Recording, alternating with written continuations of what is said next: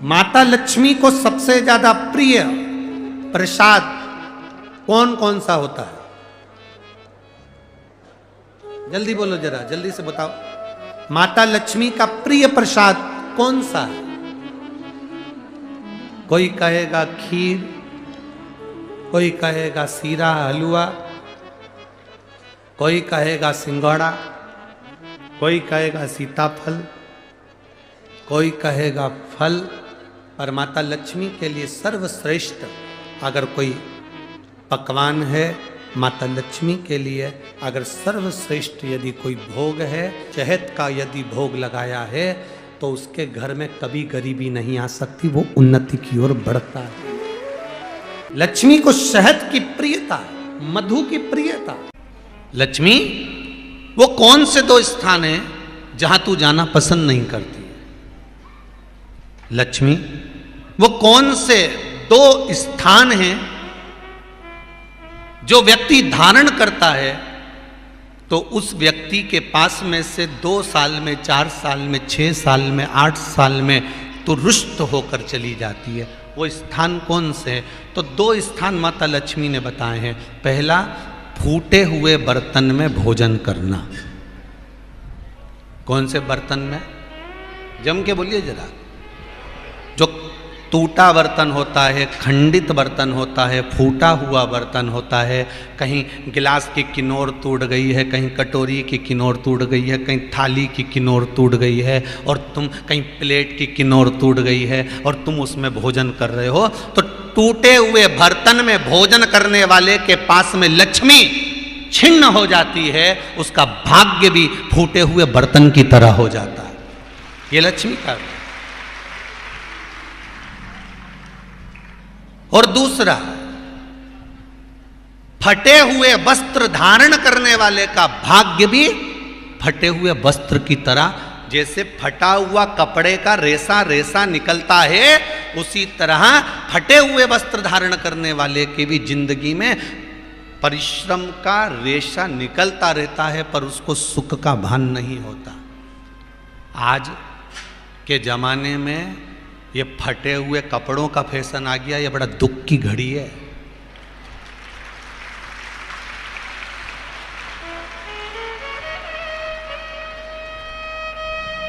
ये बड़ी दुख की घड़ी है महाराज, और लोग उसको फैशन समझ रहे हैं। पहले तो कम फटा होता था, पर आज के जमाने में तो इतना इतना फट गया, ऐसा लगता है कि दिवाली का बम चलाने गया था दीपावली पे और बम कपड़ों के बीच में से ही फट गया।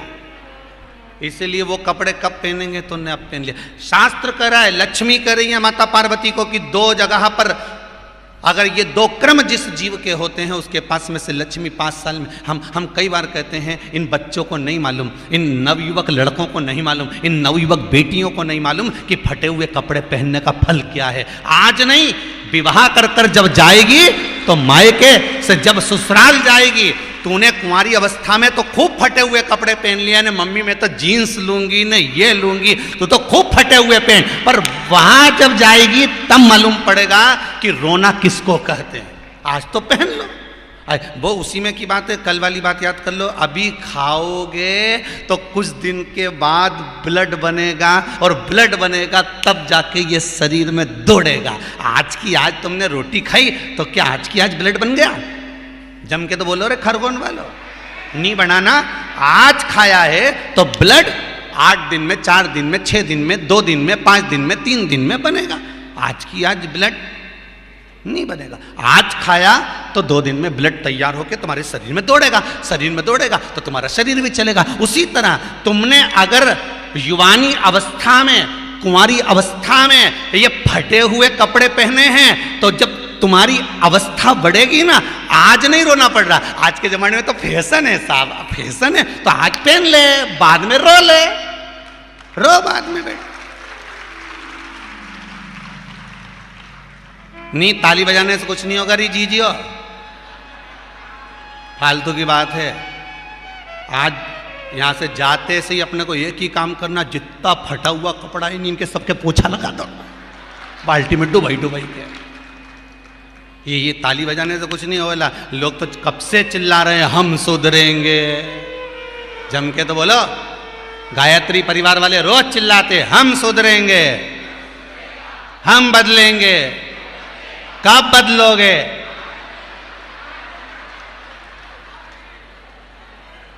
जबरदस्ती का चिल्लाता फिरो हम बदलेंगे, हम बदलेंगे।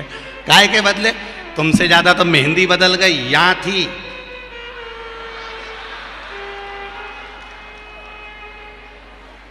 और बची कुची थी तो यहां पहुंच गई। यहां और पूर्णा कथा करने गए हड़पसर में, तो वहां पूछ लिया हमने हड़पसर में जाकर। तो हमने पूछा तनु इधर आ बेटा। अब जजमान के घर की छोरी। हमने कहा बेटा ये तूने क्या करा? अरे गुरुजी वो टेटू है नहीं, टेटू बनवाया है।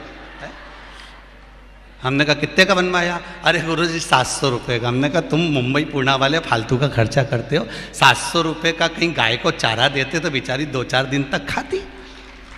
अब 700 रुपये का तूने टेटू बनवाया। अरे गुरुजी फैशन चल रहा है। तब हमने कहा बनवाने की जरूरत क्या थी, खुद बना लेती, फ्री में बन जाता। तो क्या गुरुजी अपना हाथ नहीं पहुंचे? नहीं। हमने कहा कैसे नहीं पहुंचे? पहले दीवार पे बनाओ, उन्हें चिपक जाओ। कैसे नहीं पहुंचे?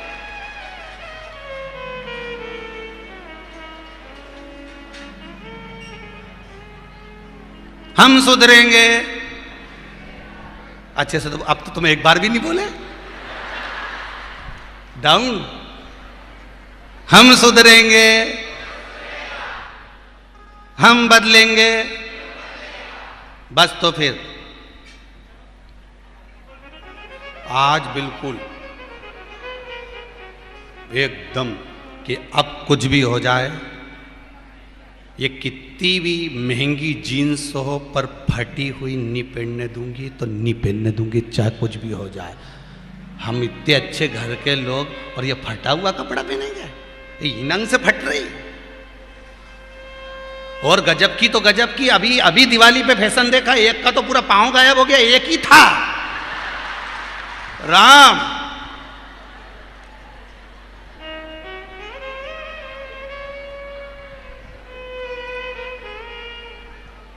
ए सुधर जाओ रे, जितने सुन रहे हो, नहीं तो सिधर जाओ रे। सुधरना जरूरी है।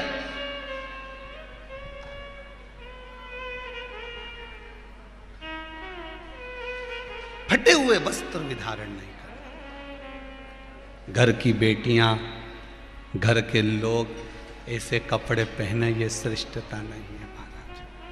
थोड़ा सुधार।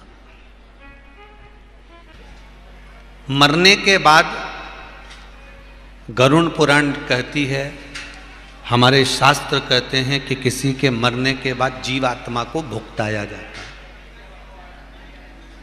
ये आत्मा भुगतती है। इसको ना जाने कितने कितने नरकों में पटका जाता है, ना जाने कितने नरकों में इसको फेंका जाता है, ना जाने कितने नरकों में इसको डाला जाता है।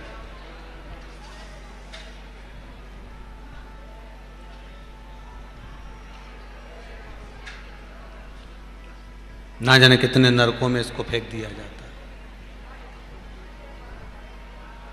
गुरुदेव, खरगोन के लोगों ने प्रश्न करा है और बड़ा अच्छा प्रश्न है भाई। और जितने लोग आस्था चैनल पर कथा सुन रहे हैं, जितने फेसबुक यूट्यूब पर सुन रहे हैं, वो भी ध्यान लगाकर सुनना। इतना सुंदर प्रश्न शायद जिंदगी में कभी नहीं आया होगा जो खरगोन में आया।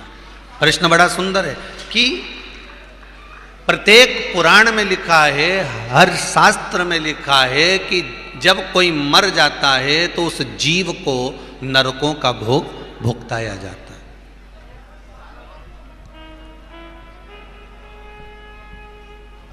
उस जीव को नरकों का भोग भुगताया जाता है। ये प्रत्येक पुराण कहती है, प्रत्येक शास्त्र कहते हैं, प्रत्येक वेद कहते हैं।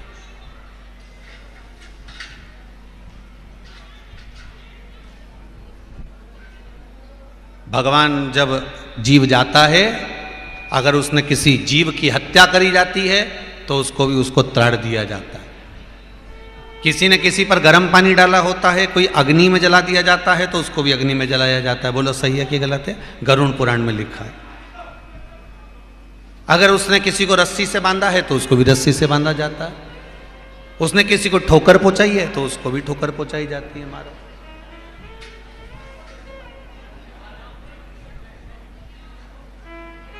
प्रश्न केवल इतना सा है गुरुदेव कि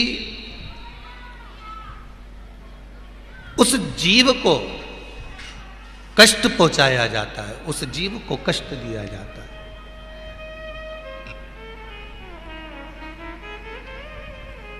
और उस जीव को कष्ट दिया जाता है तो महाराज अगर कष्ट देना है तो इस शरीर को दो।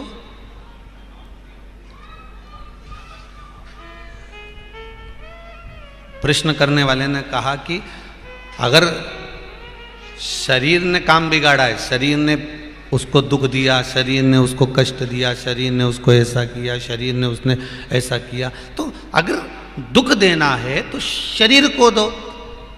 पर हमारा पुराण, हमारा शास्त्र, हमारे वेद कहते हैं कि जब मर जाता है, जीवात्मा जब जाती है तो जीवात्मा को दुख मिलता है, जीवात्मा को कष्ट मिलता है, जीवात्मा को झेलना पड़ता है, जीवात्मा को दुख सहन करना पड़ता है, उसको कष्ट दिया जाता है, उसको नरकों का भोग भुगतना पड़ता है। तो शरीर को देना चाहिए था तो जीवात्मा को क्यों दिया?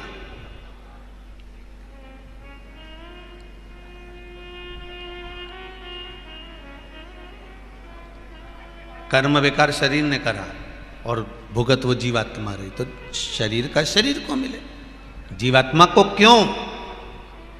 शिव महापुराण की कथा कहती है, प्रश्न करने वाले ने बड़ा सुंदर प्रश्न किया, पर उमा संहिता में, शिव महापुराण की उमा संहिता में जो नरकों का व्याख्यान का वर्णन किया गया उसमें स्पष्ट कहा गया कि अगर शरीर को दंड दिया जाए, शरीर को कष्ट दिया जाए, ज्यादा शरीर को अगर कष्ट देंगे तो शरीर क्या करेगा?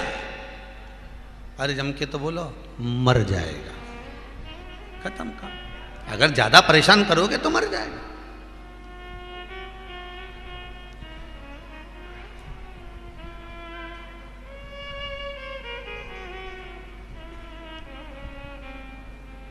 बहुत बहुत विचित्र कथा है, और सरल भाषा में समझ लो। किसी को तुमने रुपये दे दिए, पैसे दे दिए, और तुमने किसी को पैसा दिया, धन दिया, और धन देकर पैसा देने के बाद में 2-4 साल तक तो उसने तुमको दिया, थोड़ा बहुत जो भी बड़ा कर देना था देता रहा, देता रहा, देता रहा, और एक दिन ऐसा आया कि उसके पास कुछ रहा ही नहीं, और तुमने उससे पैसा मांगा और मांगा, कहा भैया मेरा 1,00,000 रुपया तू दे, मुझे 50,000 रुपये मेरे दे, मेरे 2,00,000 रुपये तो मुझे दे। अब तुम मांग रहे हो, वो नहीं दे रिया। आखिरी में तुमने अगर उससे ज़्यादा 3-5 करी और तुम तेज तर्राट होके बोले तो वो क्या करेगा? अरे जम के तो बोलो, करेगा क्या? नर्मदा जी में जाएगा और कूद ही पड़ेगा। बोलो सही है कि गलत है?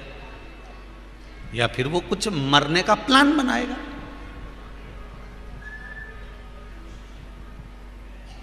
यही करेगा ना, और लिख जाएगा कि साहब इन्होंने मेरे से पैसे मांगे थे और मेरे को ऊपर बहुत प्रेशर बनाया था, इसलिए मैं तो निपटी गया। अब जा, हम तो मरे सनम, तुम्हें भी ले डूबे जा। बोलो सही है कि गलत? अब वो तो इन सबके निपटा के चले गया कि अब मांगना।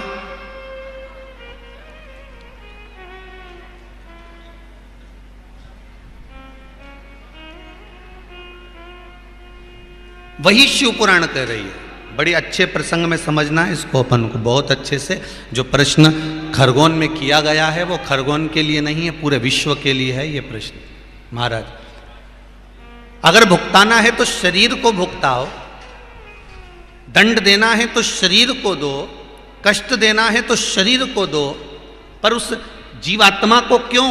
तो शिव महापुराण की उमा संहिता कहती है अगर शरीर को कष्ट देंगे तो शरीर तो प्राणों को छोड़ देगा, इसलिए इसको ज्यादा कष्ट नहीं दे सकते, इसको उतना ही कष्ट देते हैं जितना ये सहन कर सकता है।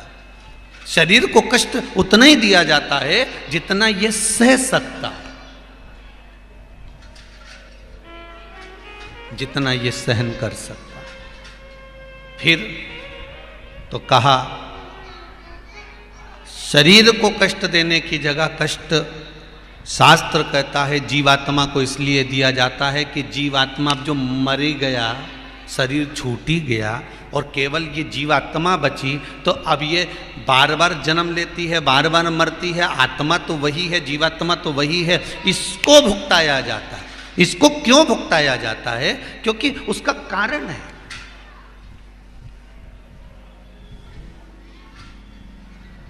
इसको भुगताया जाता है। अब मरने वाला तो मर गया,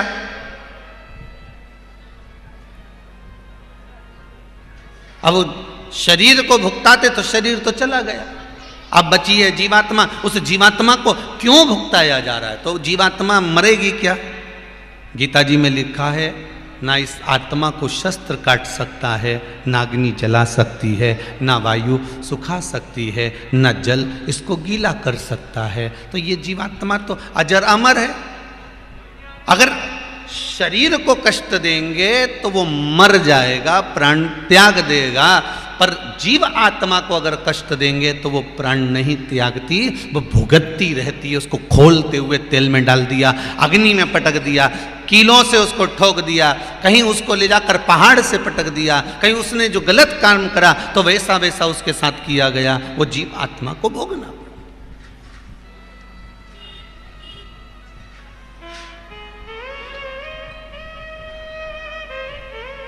जैसे लक्ष्मी,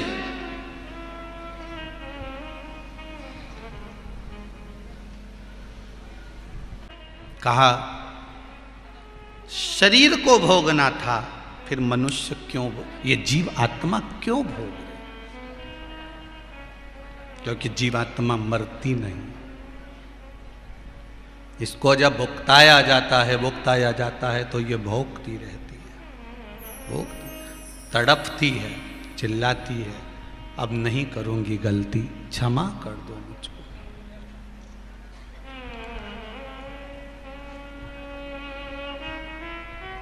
बहुत कहती।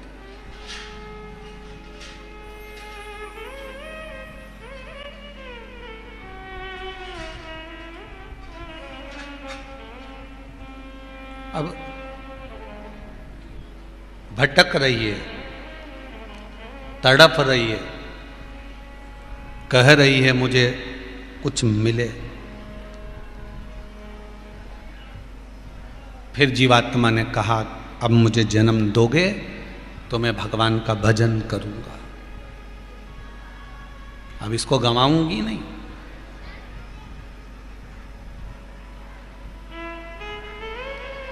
अब हो गया जो होना था, अब मुझे जो जन्म दोगे इसको मैं भटकने नहीं दूंगी।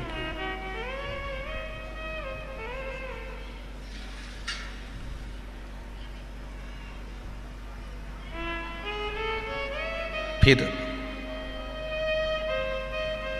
कथा वही कह रही है, मिला समय तो शिव का कथा प्राप्त हो। परिवार वालों को, रिश्तेदारों को समय देकर देख लेना।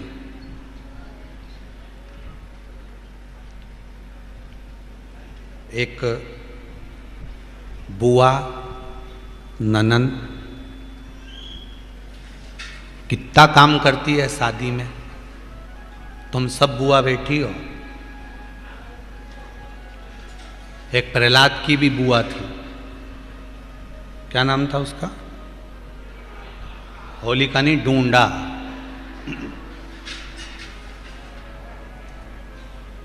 होलिका तो नाम बाद में पड़ा था। जब वो मरते मरते अच्छा काम कर ली थी तो उसका नाम था होली। होली मतलब भगवान की होली, नहीं तो नाम था उसका डूंडा।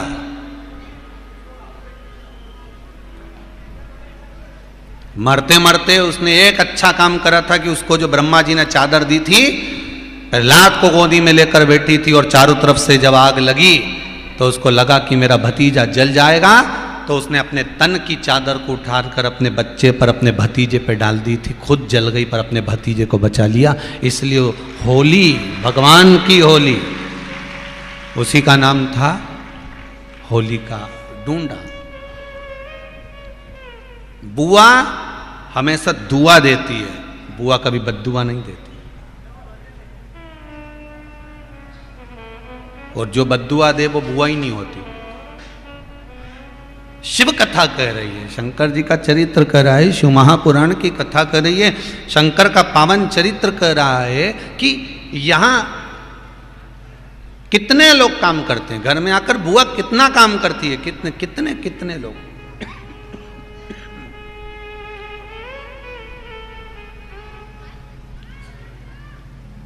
कितना काम किया जाता है। अब बुआ ने इतना काम करा, ननंद ने इतना काम करा, पर जब ननंद के यहां पर कोई काम होता है, बुआ के घर में कोई काम होता है, तो क्या तुम्हारे घर की बहुएं इतना जाकर काम कर लेती हैं? नहीं। तुम देकर देखो समय, रिश्तेदारों को समय देकर देखो, मित्रों को समय देकर देखो, परिवार वालों को समय देकर देखो, कुटुंब वालों को समय देकर देखो। आपकी दुख की घड़ी में, आपकी विपदा की घड़ी में कुछ देर तो खड़े मिलेंगे। जरा सा कोई केस बना, जरा सा कोई दुख आया, तो जितने रिश्तेदार तुम्हें शादी में, ब्याह में और पार्टियों में दिखते हैं ना, वहां तो डीजे बजाने वाले को पैसे देना पड़ते हैं कि डीजे बजाने, बैंड बजा। पर जब तुम्हारी विपदा की घड़ी आती है, तो जितने शादी में खाना खाकर गए हैं, ये खुद मुंह से डीजे बजाते हैं। अरे उसने ऐसा कर दिया, अरे उसने ऐसा कर दिया, अरे उसने ऐसा कर दिया, अरे उसका छोरा, अरे उसकी बेटी, अरे उसकी बहन, उसका नाती, उसका पंती।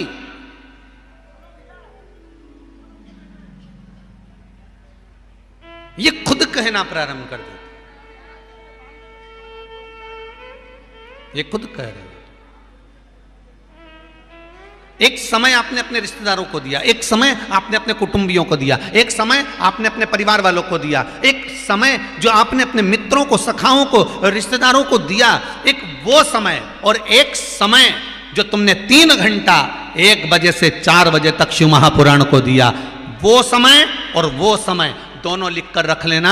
जिन रिश्तेदारों को दिया है तुम्हारी दुख की घड़ी में, वो पीछे खड़े होंगे, और जो समय तुमने देवाधिदेव महादेव को दिया है, वो दुख की घड़ी में सबसे आगे खड़े मिलेगा, सबसे अग्रण्य, सबसे आगे मेरा कालों का काल महाकाल मिलेगा, मेरा ओमकारनाथ, मेरा ओमकारेश्वर मिलेगा, तुम्हारे पास में मेरा सिद्धेश्वर मिलेगा, मेरा कुबेर भंडारी मिलेगा।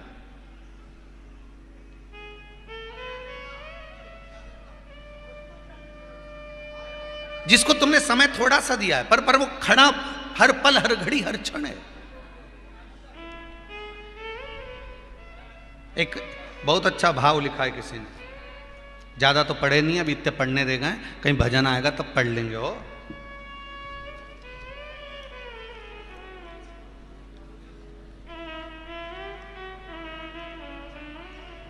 मंजू सोलंकी बड़वानी से हैं, कहीं बैठी हो तो हाथ हिलाइएगा। मंजू सोलंकी बड़वानी।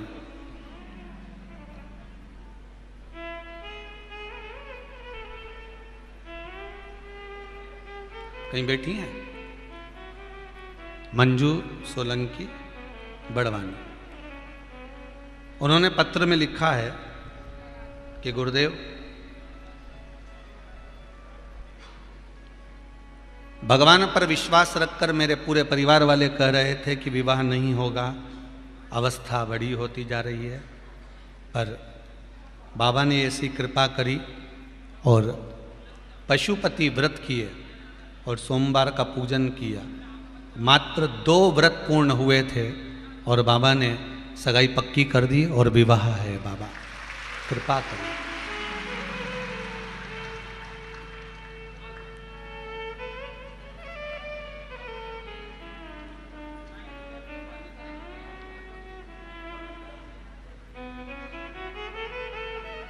एक बात बहुत अच्छी लिखी है मंजू सोलंकी ने, गुरुदेव बाबा ने ब्याह पक्का करवाया है, तो मैं तो ये कहूँगी कि बाबा से विनती करो और आप आशीर्वाद दो कि कथा में मेरी शादी भी हो जाए, तो इससे बढ़कर और मुझे क्या चाहिए।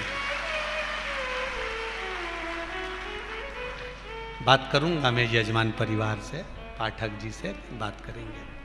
और आगे सोचेंगे जैसा होगा।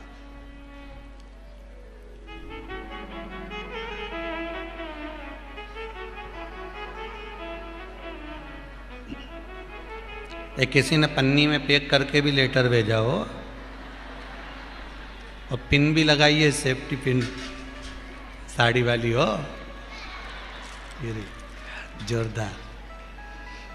हुकुमचंद जी अर्झरे, ग्राम दोंडवा, तहसील भीकन गांव, जिला खरगोन। कहीं बैठे हो तो हाथ हिलाएं। बड़ा सुंदर पत्र लिखा है इन्होंने, बहुत सुंदर बात लिखी है गुरु जी। जिन शिव मंदिरों में फूल और बेलपत्र कचरे की तरह पड़े रहते थे, आपने लिखा है, जरा हाथ हिलाइए, एक बार हाथ हिला दीजिए महाराज। बहुत सुंदर बात लिखी है आपने, इनके लिए एक बार जोरदार ताली बजाओ। बहुत सुंदर बात लिखी, आप भी सुनेंगे तो अच्छा लगेगा आपको। आपने लिखा है गुरुजी, जिन शिव मंदिरों में फूल पड़े रहते थे, बेलपत्र पड़ी रहती थी, दूध चढ़ता था तो उसकी गंध आती रहती थी, भगवान के ऊपर चीटा चीटी सब चढ़े रहते थे। अब जब से शिव महापुराण की कथा 2 साल से लोग इस कोरोना काल के अंतर्गत टीवियों पर सुन रहे हैं, तब से शिव मंदिर में जो सफाई हो रही है उसका मैं वर्णन नहीं कर सकता। इतने साफ। बहुत बहुत साधुवाद जी महाराज जी, बहुत बहुत साधुवाद। आपने मन का भाव लिखा, बहुत बहुत सुंदर। विराजमान श्री शिवाय नमस्तुभ्यं। शिव मंदिर में जो सफाई हो रही है, और केवल एक, इन्होंने लिखा है, एक मंदिर का नहीं कह रहा हूं मैं हमारे गांव के पास में जितने मंदिर हैं शंकर जी के, वहां पर माताएं हो, बच्चे हो, सफाई कर कर चले जाते, और शाम होती है श्रृंगार कर कर चले जाते।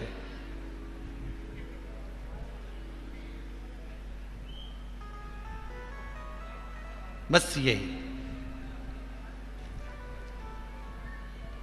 लोग भले उनको पागल कहते हो, पर सत्य मायने में कहता हूं कि उनके बराबर कोई समझदार नहीं है, उनके बराबर कोई समझदार नहीं। एक वो गाने की लाइन आ गई हुई है ध्यान में महाराज, सब कुछ सीखा हमने ना सीखी होशियार। हमने जीवन में एक चीज की होशियारी नहीं सीखी, क्योंकि हम बच्चे हैं और वो हमारा पिता है। ज़्यादा होशियार बनकर अपने को कहीं नहीं जाना, अपन तो ऐसे बन के जाओ, जो होशियार हैं उनको होशियार रहने दो, जो होशियार हैं उनको होशियार रहने दो। एक शंकर की भगत उज्जैन कुंभ में मिली,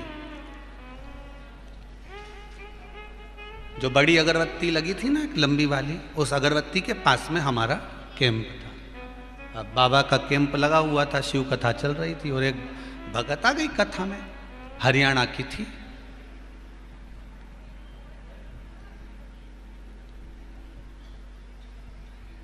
और यहीं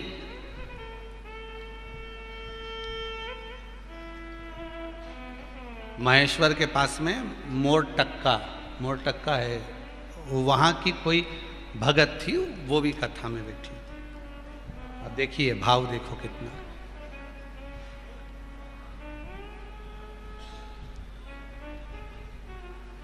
अब जो हरियाणा वाली थी वो कहीं वो मोर टक्का वाली से बोली होगी, वो भी निमाड़ी की, तो निमाड़ी मोर टक्का वाली। और निमाड़ी का चरित्र तो तुम सब जानो कि कितने चतुर लोग होते हैं, कितने विद्वान। भले ये साधारण रहते हैं पर इनकी विद्वत्ता बड़ी प्रबल होती है महाराज। अब वो हरियाणा वाली ने वो मोर टक्का वाली से बोल दिया कि, मोर टक्का वाली ने पूछा क्या बात है, तुम वहाँ घूमी आई? तो कि मैं तो कहीं नहीं गई महाराज, छोरा हो इतना परेशान करे, छोटा सा बच्चा बहुत परेशान करे, तो अब इसको लेके कहाँ जाऊँ दर्शन करने, कहाँ घूमने जाऊँ, तू बता। अच्छा, इतने में वो मोर टक्का वाली बोली, तू काय को चिंता करती, तू मेरे साथ चल, अब तू सब दूर घूम लेगी, तू मेरे साथ चल। और वो मोर टक्का वाली उसको ले गई। अब निमाड़ियों की देखो लीला। अब मोर टक्का वाली ले गई और जहां पर पुलिस का कैंप लगा था उसके पास में छोरा को छोड़ दिया। और वो हरियाणा वाली से कहा अब तू मेरे साथ चल। अरे मेरा छोरा, अरे तू चुप तो रहे, छोड़ दे। और छोड़ दिया। वो छोरा रोए, इतने में एक पुलिस वाली बेचारी बाई आई और वो पुलिस वाली माँ उसको अंदर थाना में ले गई, कौन तुम्हारा नाम? हमारा नाम बीरू है। अच्छा कहाँ से आए हो?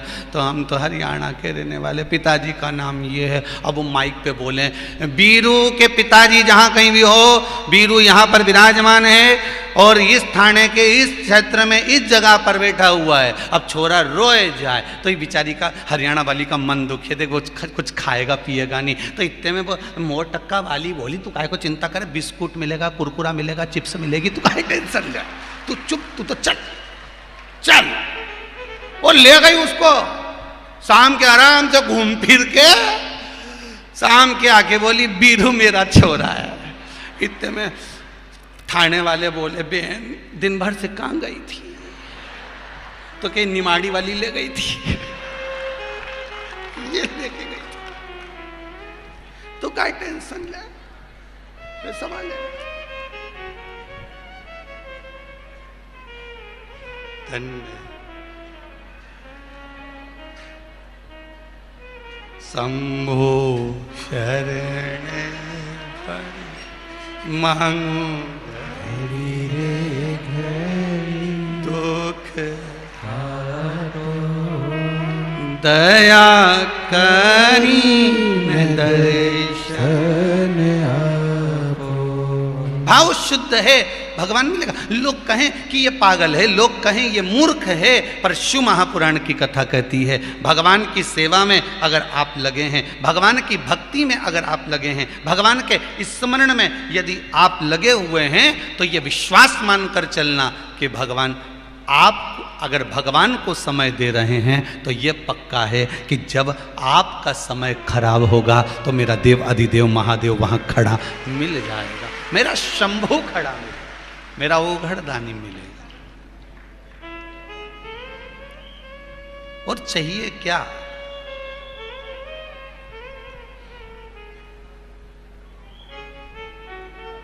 आप में से कितनी माताएं जिनके घर में से कोई भी व्यक्ति शंकर जी के मंदिर में जाके एक लोटा पानी चढ़ाता हो, पर चढ़ाता हो? हाथ उठाओ जरा। मतलब आपके घर में से चढ़ाते हैं? बहुत बढ़िया, जोरदार, बहुत शानदार, रखिए। और इस शिव महापुराण की कथा, जो वैष्णव शिव महापुराण की कथा खरगोन में चल रही है, और जितने लोग टीवी पर कथा सुन रहे हैं, जितने फेसबुक यूट्यूब पर कथा सुन रहे हैं, उनसे भी निवेदन करूंगा, और खरगोन के आसपास में से जितने लोग कथा सुनने के लिए आज भारी संख्या में आप लोग पहुंचे हो, उनसे भी निवेदन करूंगा, एक नियम अपने घर के बच्चों को सिखा दो, एक नियम घर के बच्चों को बता दो कि घर में से, मटका में से, हंडा में से, घगरा में से एक लोटा पानी भर, और नहाते ही पानी भर के सीधे शंकर जी के मंदिर चले जा और शिव जी पे उंडेल के आ जा। बस हो गया कल्याण, कहीं नहीं करना, अपने को कुछ नहीं करना, बस एक लोटा पानी भरा।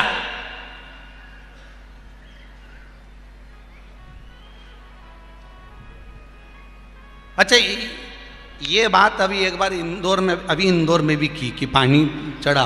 तो अभी कल परसों की बात है, एक बहू ने फ़ोन करके बोला ऑफिस में कि गुरुजी से हम बहुत नाराज़ हैं। तो ऑफिस से फ़ोन आया समीर का कि वो एक महिला ने लिख के भेजा, हम गुरुजी से बहुत नाराज़ हैं। तो हमने कहा पूछो उससे क्यों नाराज़ है? तो उसने लिख के भेजा इसलिए नाराज़ हैं, तुमने कहा बच्चों से कि पानी चढ़ा के आओ, हम 2 बार मटका बदल चुके हैं, वो जब जाए मटका फोड़ के जा।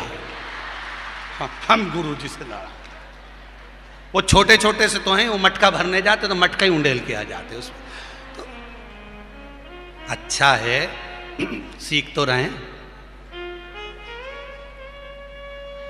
अरे हिंदू के घर में पैदा हुए हो, आज के जमाने में हिंदू धर्म को तोड़ने वाले ढेर पड़े हुए हैं। अच्छा, एक बात समझ में नहीं आती, ये जितने दूसरे धर्म के लोग हैं, ये हिंदू को ही क्यों तोड़ते हैं? ये इनको दूसरे तोड़ने वाले नहीं मिलते कि इनके तोड़ लें? तुम ही मिले गिने चुने।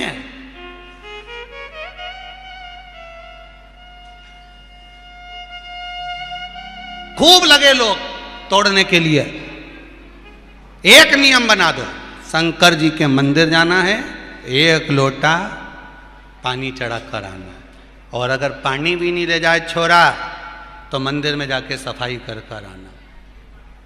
बस इतना कर ले। शिव मंदिर जाओ, देखो,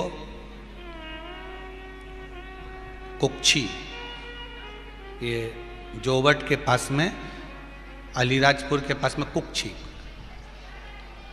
कुक्षी में एक गाड़ी का ड्राइवर है जिसको तनख्वाह मिलती है 9,000 रुपये महीना। धीरेन्द्र उसका नाम है। गाड़ी चलाता है, 9,000 रुपये महीना मिलता है।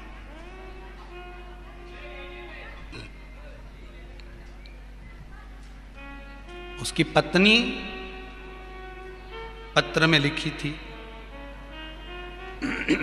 कुबेरेश्वर धाम में कि मैं मेरे पति के साथ में इस कुबेरेश्वर धाम में आई हूं, सीहोर आई हूं,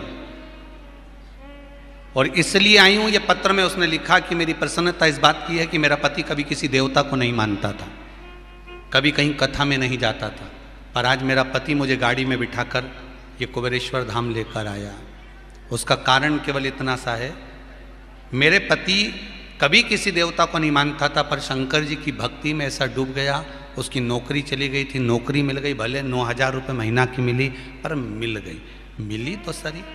अब उसने नियम बना लिया कि शंकर जी के जब तक पानी नहीं चढ़ाए तब तक कुछ खाए नहीं। तो घर से जब भी निकलता है एक बड़ी बोतल पानी की भर के लेकर चलता है, और वो झूठी नहीं करता। वो शिव जी का जहाँ शिवलिंग मिला, सुबह के टाइम जहाँ पहुँचा, शंकर का शिवलिंग मिला, वहीं शंकर जी पे चढ़ा आता है। विश्वास देखो कितना जागा है लोगों का। लोग कहते हैं शिव महापुराण में रखा क्या है, सीहोर वाले महाराज तो फालतू की बात करते हैं, पर आज अगर हिंदू धर्म को बचाना है तो घर के बच्चों को, परिवार को, कुटुंब को थोड़ा थोड़ा धर्म की ओर जोड़ना पड़ेगा, तब जाकर जिंदगी सही जी पाओगे, नहीं तो मालूम पड़ा सब नष्ट हो जाए। अभी भी कुछ नहीं बिगड़ा है दादा, ट्रेन अपने स्टेशन पे खड़ी है, कोई झंडी दे नहीं, 2 झंडी होती है, उनमें एक तो अपने काम की होती है और एक, समझ जाओ, वो लाल झंडी तो अपनी है,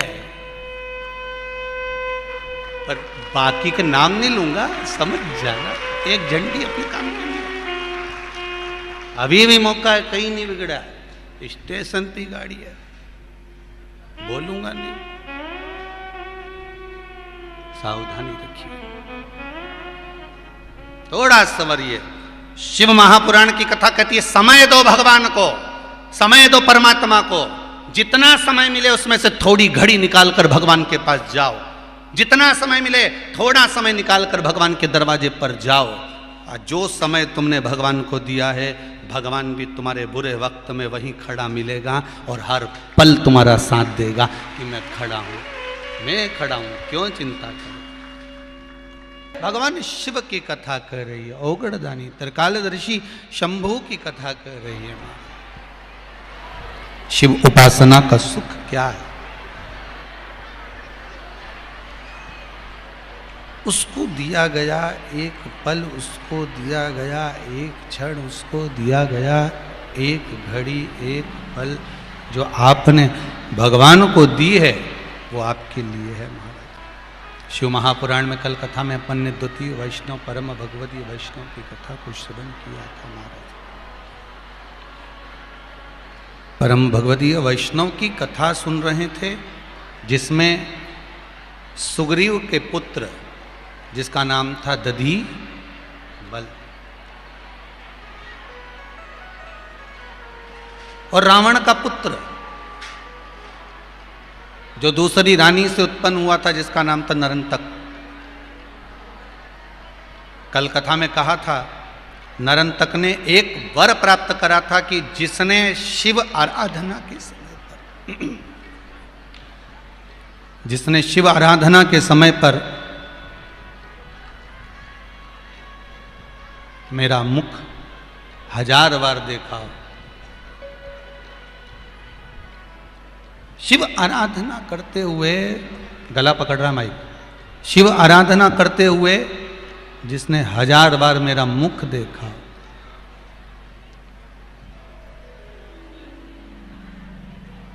1000 बार जो मेरे मुख का दर्शन किया, मेरी मृत्यु उसी के द्वारा। अब देखो, एक शिव का उपासक है, एक नारायण का उपासक है।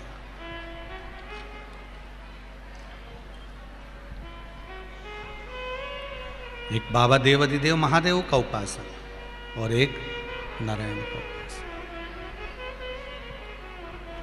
अच्छा, एक सबसे सुंदर बात आपको कहें, शिव महापुराण की बड़ी अच्छी बात है कि शंकर भगवान के देवता भी पूजन करते हैं तो राक्षस भी शंकर भगवान की पूजन करते हैं। सुर और असुर दोनों शिव के उपासक,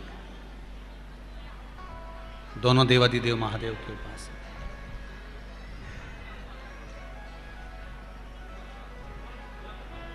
सुर भी भजन कर रहे हैं और असुर भी भजन कर रहे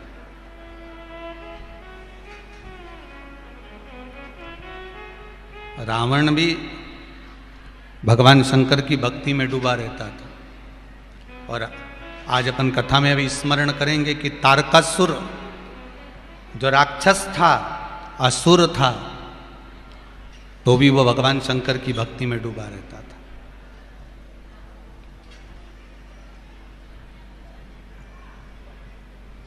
किसी रूप में भी आप शंकर को मना लो, जो तुम्हारी मर्जी पड़े वैसे मना लो।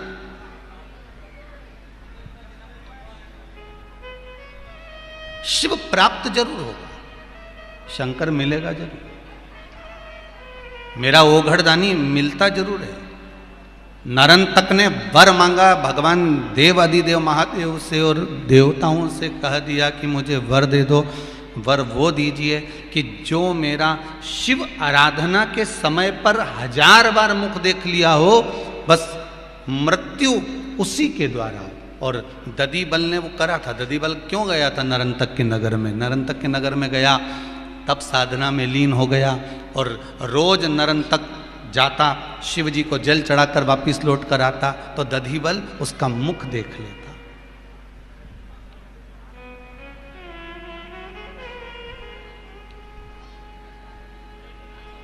दधिबल उसकी भक्ति में डूब जाता। अभी लंका अधिपति रावण ने अपनी पत्नी से कहा कि तुम एक काम करो, नरंतक को बुलाओ अपने नगर से। और नरंतक आया, युद्ध के मैदान में नरंतक लड़ने के लिए पहुंचा है। कहते हैं 1000 बार लक्ष्मण जी भी, 1000 बार मेरे राघव जी भी, 1000 बार हनुमान जी भी उस नरंतक से जीत नहीं पाए, हार कर वापिस आए। क्योंकि वर था उसको।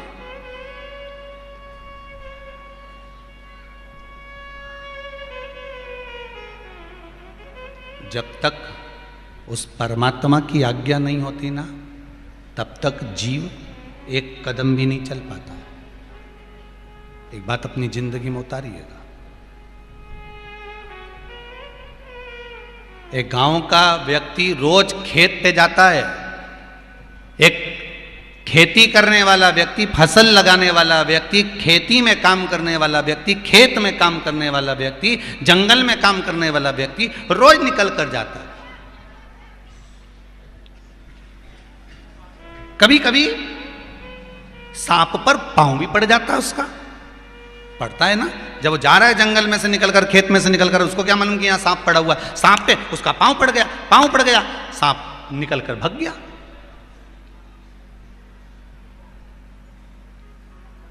अब एक वहीं से अघोरी निकल कर जा रहा था और उस अघोरी ने उस सांप को देखा और सांप से पूछा, क्यों रे? वो उसने पांव रखा तेरे ऊपर, जूता रखा तेरे ऊपर, तेरी पूंछ पर पांव रख दिया, तूने उसे डसा क्यों नहीं? और ये किसी एक के साथ नहीं, ना जाने कितने खेत में काम करने वालों के साथ होता है। वो सांप निकल के जा रहा था, सांप बैठा हुआ था। ये रात के समय टार्च लेके बेचारा खेत में पानी देने जा रहा था, कहीं फसल लगाने जा रहा था, रात्रि के समय पानी देखने जा रहा। अब लाइट भी तो रात्रि को आए, तो रात को जो खेत में लाइट मिले तो पानी देने जाए तो बेचारा टार्च चमकाता जाए। इसको क्या मालूम कि सांप बैठा हुआ है। सांप पे लात रखा गई, चल दिया। तो सांप से अघोरी ने पूछा कि उसने तेरे ऊपर पांव रखा, तूने उसे काटा क्यों नहीं? तू काटता क्यों नहीं उसको?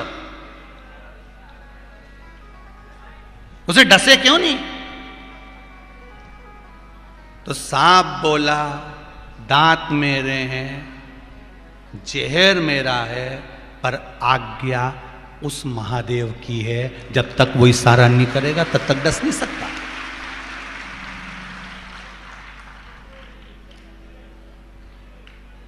तो कि तेरे ऊपर पांव रखा, तू तो सांप है, डसना चाहिए तेरे को। तो अघोरी ने कहा तू तो सांप है, तेरे पास तो जहर था, दांत थे, तुरंत डस लेता। तो वो सांप बोला, डसने को तो मैं कब का डस लेता, जहर मेरा है, दांत मेरे हैं, जिभ्या मेरी है, डस भी सकता हूं, पर जब तक उसकी आज्ञा नहीं हो सकती तब तक मेरा भी दम नहीं है कि मैं किसी को डस लूं। मेरे बस की बात नहीं। वो आज्ञा करता है तब मैं डसता हूं, वो आज्ञा नहीं करेगा तो नहीं डसूंगा।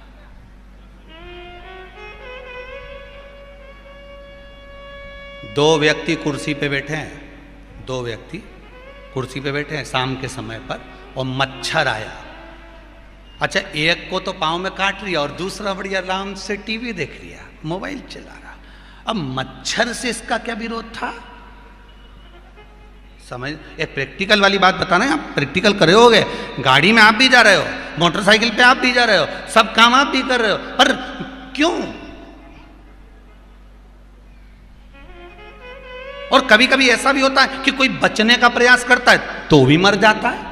जैसे दो व्यक्ति मोटरसाइकिल पे जा रहे थे, अब मोटरसाइकिल पे जा रहे तो इन्होंने कहा चलो रे अपन को यहाँ से चलना है आगे गांव तक, 22 किलोमीटर दूर अपना गांव है। अब ठंड भी बहुत तेज पड़ रही और इतनी ठंड में कैसे जाएं, और कपड़े भी कम हैं। तो उसने कहा देख आगे आगे ठंड लग रही है तो एक काम कर, क्या, तो ये तेरा जो कोट है ना, इस कोट को तू उल्टा पहन ले, क्योंकि होता है कभी कभी आपके साथ में भी, आपने देखा होगा, आगे से ठंड लगती है, गाड़ी चलाने वाले को कितनी ठंड लगे बेचारे को, हाथ कांपता फिरे, तो क्या इस कोट को उल्टा पहन ले। तो क्या कोट को उल्टा पहनने से क्या होगा, तो ठंड रुक जाएगी, क्योंकि ठंड बटन वगैरह नहीं तो इसमें से अंदर भरा है, तो इसको उल्टा पहन ले। अब वो बेचारे ने कोट उल्टा पहन लिया। अब कोट उल्टा पहना और आगे चलते चलते एक पत्थर पे से गाड़ी नीचे गिर गई। गाड़ी नीचे गिरी, गांव के लोग आ गए, गांव के लोग आए, उन्होंने बेचारे उनको उठाना चाहा तो दोनों बेहोशी में पड़े हुए थे। इतना में एक गांव का व्यक्ति बोला, इके तो गजब हो गया रे, बताओ, ये तो ठीक है जो पीछे बैठा, पर आगे वाला की गड़बड़ी ज्यादा हो गई, इसका पूरा शरीर तो बढ़िया रह गया पर गर्दन जो थी ना उल्टी हो गई।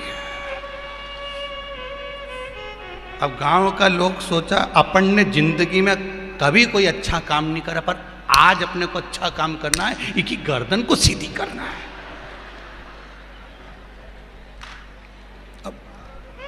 अब बापड़ा पहना उल्टा कोट, अब इनने बेचारा मरा नहीं था, बेहोश हुआ था, और इनने वो गर्दन सीधी करने के चक्कर में और बापड़ा के राम नाम सत्य कर ही दिया, निपटा ही दिया। और दो तो वहीं पास में बैठे तंबाकू मलता मलता बोलिया, इतना जोरदार तो कोई नहीं कर सके, ना अच्छा अच्छा नर्स भी नहीं कर सके जो अपन ने निपटा ही दिया। अब कई कर दिया भाई, बेचारा जिंदा के निपट ही दिया। अब वो तो ठंड के मारे कोट उल्टा पहना था।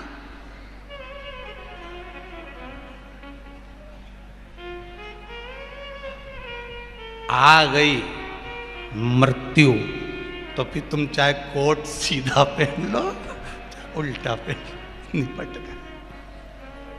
जहर उसका है, दांत उसके हैं, जीवान उसकी है, डसना भी जानता है, पर आज्ञा महादेव की चलती है कि किसको डसना है। ये आज्ञा उसकी होती है। जन्म मरण पर्ण 3 मेरे शंकर के हाथ में है, जन्म वो देता है। डॉक्टर ने कह दिया कि साहब इतनी तारीख तक इतनी बजे तक डिलीवरी हो जाएगी, ये जापा हो जाएगा। अभी ये पत्र पढ़ा, इस पत्र में लिखा किसी ने, बड़ा सुंदर भाव लिखा कि महाराज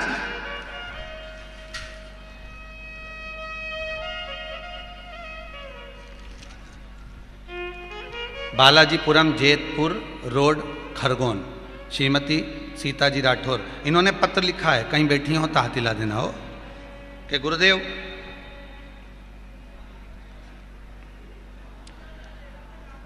आप ही ने लिखा है,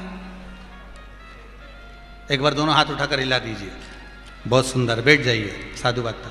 आपने पत्र में लिखा है, गुरुजी मेरी बहू का जापे का समय था, डॉक्टर ने कह दिया था कि पहली संतान हुई है तो ऑपरेशन से हुई है, तो दूसरी संतान भी ऑपरेशन से होगी। जितनी बार दिखाने गए उतनी बार डॉक्टर ने कहा कि ऑपरेशन से होगी। पर मेरी बहू ने एक बात कही दी थी गुरुजी कि शिव महापुराण की कथा में गुरुजी ने बताया है कि 7 गुड़ की डली लेना, शिव जी पे से तुमरुका जी का नाम लेकर घुमाना और उसको खाने के बाद हॉस्पिटल चले जाना। अब शिव पुराण देखें या फिर डॉक्टर देखें, ये पत्र में लिखा है। परीक्षा की घड़ी तो तब आती है जब व्यक्ति परीक्षा की घड़ी में शंकर को खड़ा करता है। इसमें लिखा है नीचे उन्होंने कि डॉक्टर ने उसको ऑपरेशन के लिए कक्ष में ले गई, पर 10 मिनट बाद डॉक्टर ने ऑपरेशन करने से मना कर दिया और कह दिया कि इसकी तो नॉर्मल डिलीवरी होगी। पत्र में लिखा है, ये पत्र में लिखा है।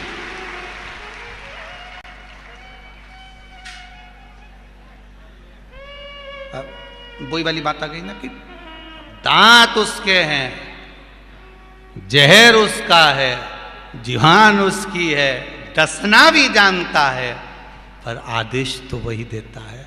करना क्या है, दुख कैसे काटना है, किस तरह से कटेगा, किस तरह से, कैसे दुख कटेगा। एक बड़ा सुंदर भाव कहा,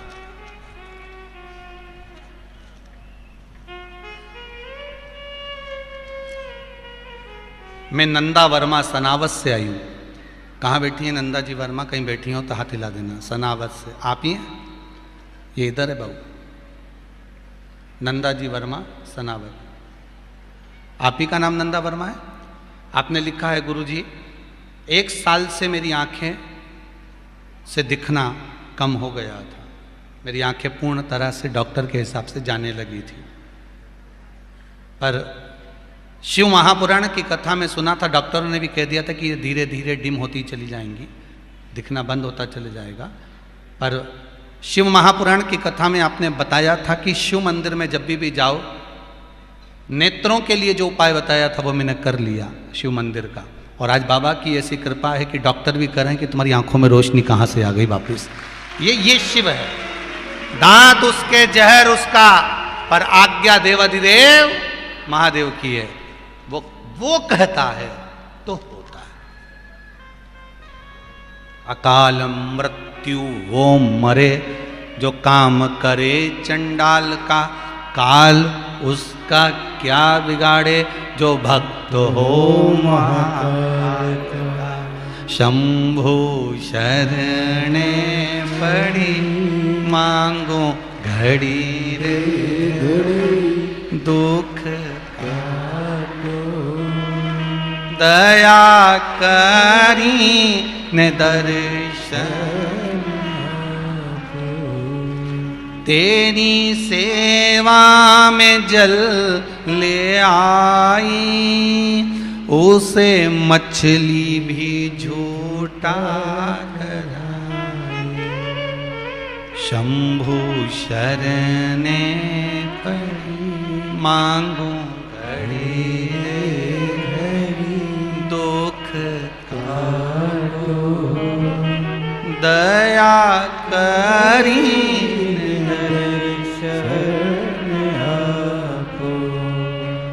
कुछ भी करे वो उसके ऊपर वो संभाल रहा है। बस एक बात हम तो इतनी सी जानते हैं कि अगर आप शंकर के एक बार हो गए ना वो होए, एक बार रजिस्ट्री तुम्हारे नाम की हो गई, ऊपर तुम्हारा सिग्नेचर और ठेंगा लग गया, अंगूठा, फिर तो कोई कुछ भी किया, अपन नाम हो गया, ये अपने नाम।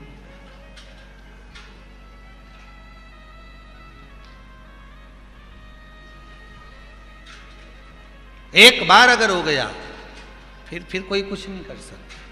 शिव एक बार आपका हो गया, मेरा ओगढ़दानी, मेरा शंकर, मेरा दयालु, मेरा करुणा सागर, मेरा महाकाल, मेरा ओमकारेश्वर, मेरा बाबा कुबेर भंडारी अगर आपका हो गया तो फिर नहीं भटकना। बस आपके जीवन का जो दुख है वो भी उसी का है और सुख है वो भी उसी का।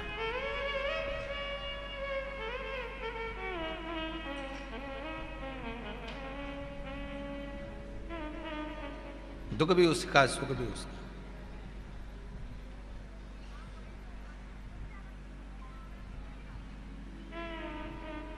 बहुत पैसे वाला व्यक्ति, बहुत पैसे वाला, खूब अच्छी महल मेरे, अटारी मेरे, खूब बंगले मेरे, और ऊ का जो छोरा वो फटे हुए कपड़े पहने या भूखा रहे, तो लोग नाम किसका धरेंगे? बोलो जम के। छोरे का धरेंगे क्या? किसका धरेंगे? बाप का। की औलाद? भेरू सिंह की। अच्छा, और वो की औलाद? तो बताओ बेचारा कैसे फटे हुए कपड़े पहन रहा है, कि कितना भूखा रह रहा, रोटी तक नहीं मिल रही, इसके तो कुछ खिला ही नहीं रहा है, ओके तैयार नहीं करा, ओके कपड़े नहीं है जोरदार। नाम किसका खराब होगा? पिता का। एक बार आप अगर शंकर के हो गए और आपने कह दिया शिव मेरा बाप है, फिर थोड़ा सा भी दुख आया तो लोग क्या कहेंगे? खूब कथा सुनती थी शंकर जी की, अब दुख हो रही है। नाम तुम्हारा खराब नहीं होगा, नाम उसका खराब होगा। औलाद किसकी? भैरू सिंह की। तो नाम किसका खराब हुआ? भैरू सिंह का, कि इसकी औलाद फटे हुए कपड़े में रहे, इसकी औलाद भूखा रहे, इसकी औलाद ऐसे कपड़े में रहे। उसी तरह अगर तुम एक बार शंकर के हो गए, तुम शंकर भगवान को अपना मान लिए कि मैं शिव का हूं और शिव मेरा है, इसके बाद अगर आपकी जिंदगी में दुख आएगा तो दुख उसको होगा, क्योंकि औलाद हम उसकी है, तकलीफ उसको होगी, नाम उसका होगा,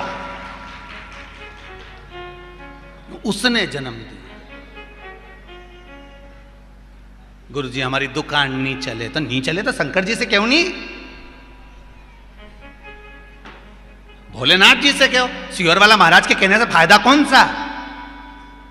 क्या कर लेगा सियोर वाला महाराज? तुम्हारी दुकान नहीं चले तो सियोर वाला महाराज की हंडा मंडा निकाल दे कहीं नीचे से।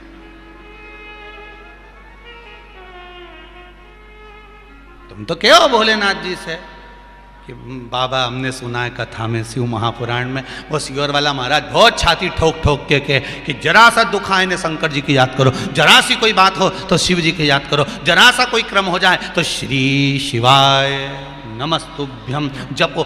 थोड़ा सा दुख आए शंकर जी का भजन करो, थोड़ी सी तकलीफ आए शिव जी का भजन करो। हमने सुना है कथा में, इसलिए हम आपको पुकार रहे हैं। अब दुकान नहीं चले तो तुम्हें चलवाना। शंकर जी बोले हम काय को चलाएं? भोलेनाथ जी आप ही के पास तो सब कुछ चलता है। वो बहुत अच्छा 50 का नोट, बहुत अच्छा 10 का नोट, बहुत अच्छा 20 का नोट, बहुत अच्छा 500 का नोट तो कहीं पे भी चल जाए, पर जिस नोट को गुरुड़ मुरुड़ कर दिया हो, उसमें कहीं ना कहीं फाड़ दिया हो, जल गया हो, कहीं से कुछ लग गया हो, ऐसा गलेला फटेला कहाँ चढ़ता है? मंदिर में चढ़ता है? चढ़ता है? बोलो तो सही, आरती में चढ़े कि नहीं चढ़े? तो कोई से पूछो कि भैया किराने की दुकान पे तो उसको 50 का नोट अच्छा दिया, कपड़े की दुकान पे गए तो 100 का नोट अच्छा दिया, ने वहां गए तो 500 का नोट अच्छा दिया, पर भगवान के मंदिर में ने चंदा में ने दान में ने शिव जी की कथा में ने शंकर जी की आरती में ये फटेला नोट क्यों चढ़ा?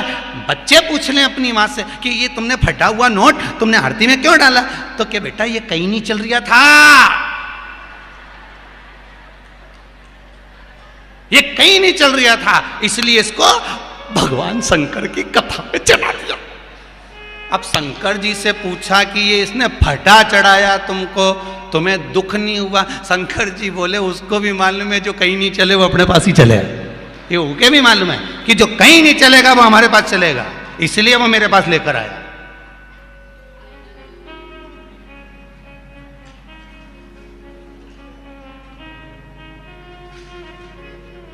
जो किसी काम का नहीं है वो शंकर जी के काम का, बच्चा बच्चा राम का, जन्मभूमि के, जो किसी काम का नहीं वो शिव जी के काम का, वो के सिवा किसी के काम का नहीं।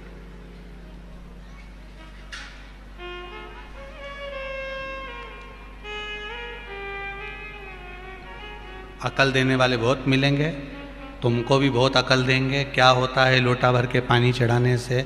कहीं कहीं के लोग कहेंगे पत्थर पे दूध ढोलने से क्या होता है, कहीं कहीं के अकल देंगे बेलपत्री चढ़ाने से क्या होता है, कहीं कहीं के अकल देंगे काली मिर्च कहीं शंकर जी के चढ़े नहीं लगे, चढ़े कहीं शंकर जी को काली मिर्च चढ़ाने से क्या होता है, कोई कहे कि काली तिल्ली चढ़ाने से क्या होता है, कोई कहे कि बताओ धतूरा चढ़ाने से क्या होता है। तो उसको अपने को कुछ नहीं बोलना, वो पूछे आपसे प्रश्न करे, अपने को कोई उत्तर नहीं देना, कोई उत्तर नहीं। समझदार व्यक्ति उत्तर दे, पागला का भी उत्तर दे। अरे मुंडा से तो बोलो, तो अपन सब तो पागल। घर में दो तरह की बहू होती है, एक समझदार एक पागल। जो बहू समझदार होती है उसको पूरी शादी में काम करना पड़ता है, जो पगली होती है वो मेहंदी मेहंदी लगा के बफेट निपटाती है। दो तरह की बहू होती है। जो बहू समझदार होगी, मामा जी ने रोटी खाई कि नहीं खाई, बुआ जी आई कि नहीं आई, काका जी आया कि नहीं आया, चाचा जी आया कि नहीं आया, ने वो आया कि नहीं आया, उन्हें रोटी खाई कि नहीं खाई, और माता पूजने वो जाए, मंडप होने लगा और वो बेचारी ताला कुची लगाती फिरे। क्यों? क्योंकि समझदार। सास भी के मेरी बड़ी बहू बहुत समझदार, और छोटी वो तो पगली। तो जो पगली है वो सबसे पहले मेहंदी मेहंदी मंडा के वो तो गई शादी में। सबसे पहले पार्लर भी वही जा, 4 घंटा में ऐसी बक्कल बुक्कुल लगा लोगों के। और बेचारी जो समझदार है ना, उसको तो साड़ी बदलने की भी फुर्सत नहीं मिले। बोलो सही है कि गलत है? जो समझदार है उसको साड़ी बदलने की भी फुर्सत नहीं मिले। तो ईमानदारी से बोलो, सास की रकम, सास की जायदाद जो समझदार है उसको ज्यादा मिलेगी क्या? तो फिर काहे को इतना काम करे? जब पगला के भी उतनी मिले, समझदार के भी उतनी मिले, तो अपन तो मीरा भाई जैसे हो जाओ। मैं तो चली वृंदावन राणा, मेरे तो भाग जगे तेरे महलों में आग लगे। अपन तो ये अच्छा जाओ, अपने कहीं करना। मीराबाई के लोग पागल कहते थे, ये तो बावरी है, पागल है, मीरा भाई रे बावरी। रामकृष्ण परमहंस जी को लोग पागल कहते थे, संत तुकाराम जी को लोग पागल कहते थे, नामदेव जी को लोग पागल कहते थे। भारत के जितने संत हुए लोगों ने उनको पागल ही तो कहा। और अभी भी लोग कहते हैं सीवर वाला महाराज के तो कथा बाचना नहीं आए तो पगला, और अपने कहीं नहीं जाए। पागलों के हॉस्पिटल भी बहुत कम होते रहे, ईमानदारी की बात है। एक तो आगरा में ही है, ग्वालियर और आगरा के बीच में पागलों का है। समझदार के तो खरगोन में भी ढेर सारा है। अभी हम कल वो यहाँ रघुवंशी जी क्या जा रहे थे, तो इधर से जाते जाते एक हॉस्पिटल का बैनर पड़ा था, वो एक ड्राइवर के मालूम होगा इनका, पाठक जी का। हमने उससे कहा भी था यहाँ हॉस्पिटल का बैनर लगा, तो एक हॉस्पिटल तो वही पढ़ लिया, और आगे देखो तो न जाने कितना खरगोन में हॉस्पिटल होगा। पर पूरे खरगोन में ढूंढ के बताओ पागल खाना है एक ही है, वो भी 7 दिन के लिए लगा है कैंप।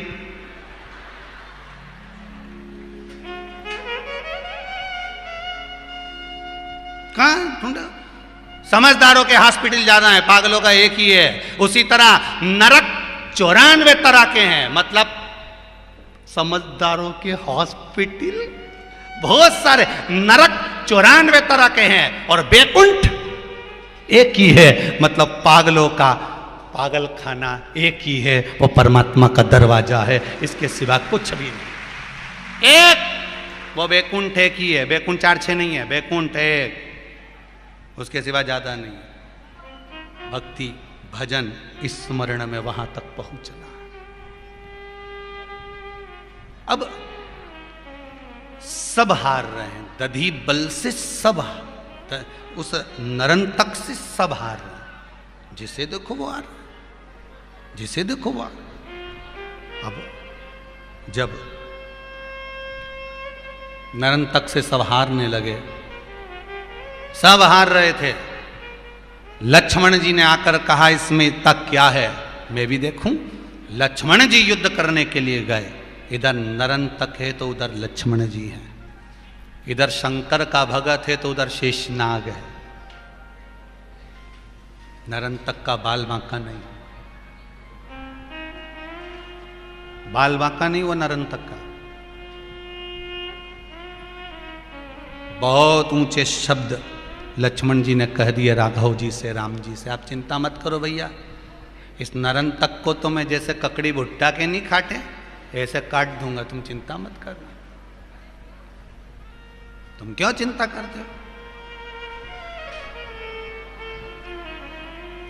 इसके तो मैं यूं काट दूंगा।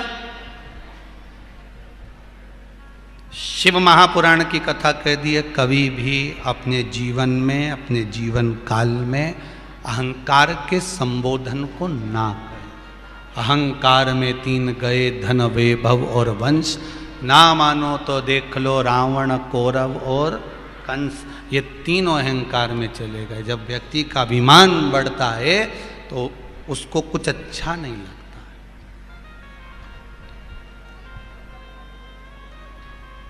भगवान कहते हैं कि तुम अभिमान मत रखो, भोलापन रखो।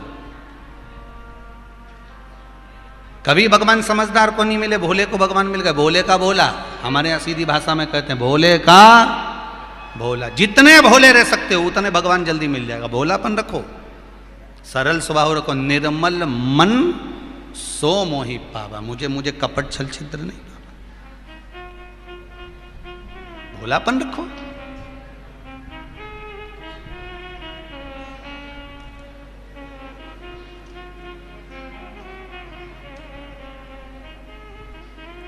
और मनुष्य का जितना भोलापन रहता है भगवान उसको बहुत प्रेम से रीझ जाता। भगवान उससे, जिसका भोलापन उससे भगवान रीझ जाता।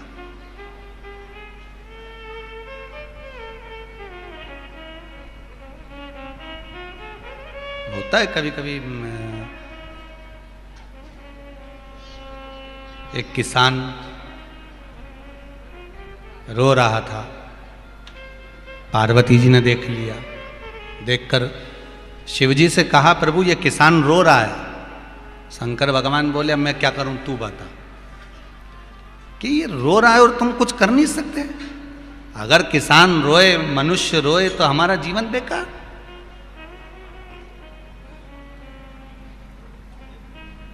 पार्वती जी बोली, बहुत भोला है बेचारा, वो रो रहा है। शंकर जी बोले, वो के बराबर विद्वान कहीं का नहीं होगा, तू देख अब भी रुक जा। तो शिवजी ने जाकर पूछा, क्यों रो रहे हो? फसल बिगड़ गई और क्या करे, रोए नहीं तो क्या करे, फसल बिगड़ी गई हमारी। अच्छा, इसलिए रो रहा है? हाँ। शंकर भगवान बोले, हर बार तो ऐसे ही कहता है फसल बिगड़ गई, फसल बिगड़ गई। मैंने तो तुझे इतना दिया, कमी तो मैंने रखी नहीं, फिर काहे को रोता रहता है? शिवजी बोले, अगली बार से एक काम करते हैं, फसल मुझे देखना है कि कितनी कितनी होती है, इसलिए आधी तेरी आधी मेरी। शंकर जी, किसान बोला ठीक है।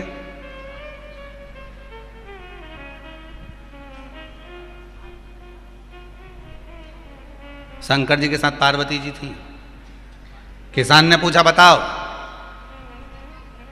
ऊपर की फसल लोगे कि नीचे की लोगे? शंकर भगवान ने तुरंत पार्वती से पूछा, तू बता। पार्वती बोली, मैंने तो हमेशा सुना है सारी फसल नीचे ही होती है, तुम तो एक काम करो, नीचे की ले लो।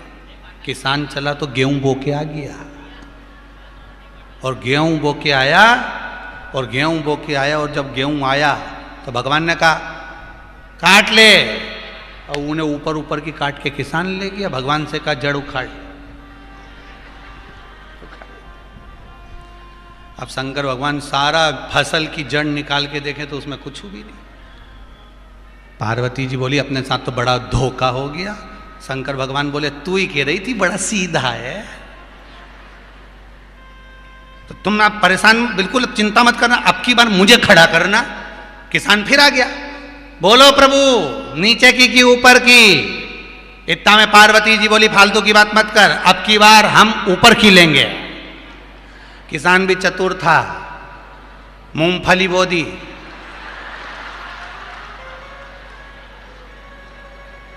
निका काटी ले जाओ, नीचे की ले गया।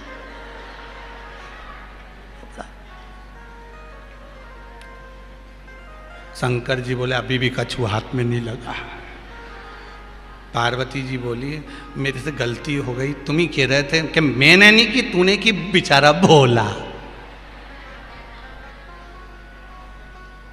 पार्वती जी बोली अभी गलती हो गई ना, अब की बात नहीं होगी। फिर किसान आया, बोलो महादेव, बोले बाबा बताओ क्या करना है। इतने में पार्वती जी बोली हमको क्या मूर्ख समझ के रखा है, नीचे की भी हम लेंगे ऊपर की भी हम लेंगे। किसान चला तो मक्का बोया अल्ले, और बीच में से उखाड़ उखाड़ के ले गया, वो बीच में से ले गया उखाड़ के। दादा अब शंकर भगवान पार्वती से बोले अब ये का कहीं करे,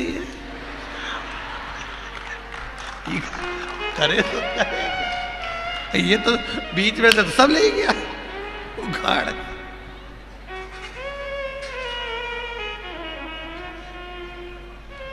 शिव शिव है। शंकर जी फिर भी किसान पर प्रसन्न हो गए। किसान से कहा मांग तुझे क्या चाहिए। किसान कहता है भारत की भूमि पर जन्म लेने वाला कभी भूखा ना सोए, बस ये वर दे दीजिए। किसान कहता है भारत की भूमि पर जन्म लेने वाला कभी भूखा ना सोए, ये वर दे दीजिए। शंकर जी कहते हैं जो इस भारत की भूमि पर जन्म लेगा, भारत माता है और माँ अपने बच्चे को कभी भूखा नहीं सुलाएगी, मेरा वर है, ये मेरा वर है, वो भूखा नहीं सुलाएगी। सर्वे भवन्तु सुखिनः, सब सुखी रहे, कोई निरोग नहीं, कोई रोग से ग्रसित नहीं हो, सब निरोग रहे, सब निरोग, सब सुखी रहे। समय आया, अहंकार के शब्द श्री लक्ष्मण जी महाराज ने कह दिया कि इस नरंतक को मैं मार दूंगा। और लक्ष्मण जी जब युद्ध करने के लिए गए, बार बार लक्ष्मण जी जब हारते गए, हारते गए, हारते गए, तब लक्ष्मण जी को लगा कि मेरे शब्द मुझे भारी पड़ गए। तब लगा अब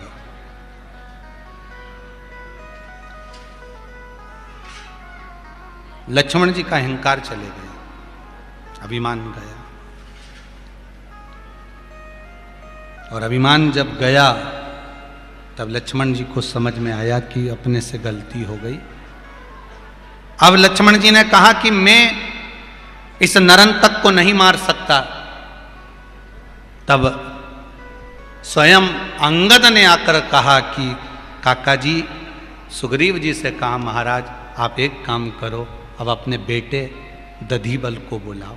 दधिबल क्यों, किस लिए दधिबल को बुलाया जाए? तो कहा जब किसी से काम नहीं होता महाराज, जब व्यक्ति संकट की घड़ी में पड़ जाता है, तब कोई सतगुरु, कोई भजन करने वाला, कोई धर्मात्मा, कोई पुण्यात्मा तुम्हारे यहाँ पांव रख दे तो हो सकता है कि तुम्हारा मार्ग सुलभ हो जाए और जीवन सार्थक हो जाए।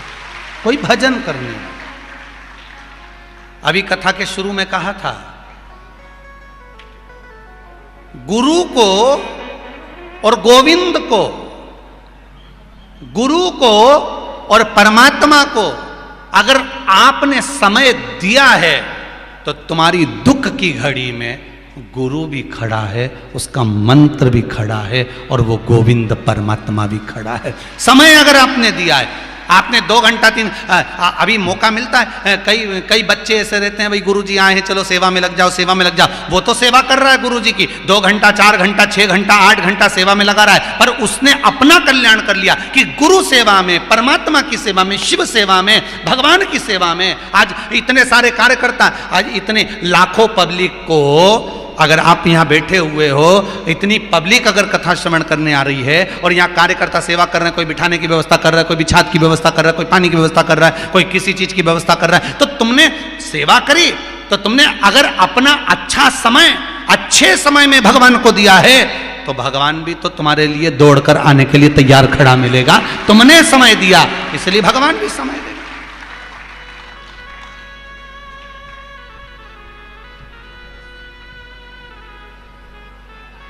हजारों लाखों लोग जब इतनी कथा श्रवण करने के लिए आ रहे हैं, चारों तरफ आनंद ही आनंद जब बरस रहा है और सेवादार सेवा कर रहे हैं, तो उसका कहीं तुमने अगर भगवान को समय दिया तो कुछ तो मिलेगा।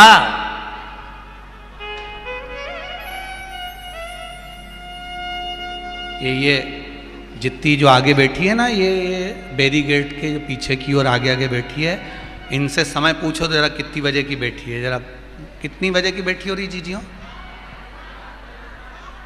सुबेरे 7 बजे की।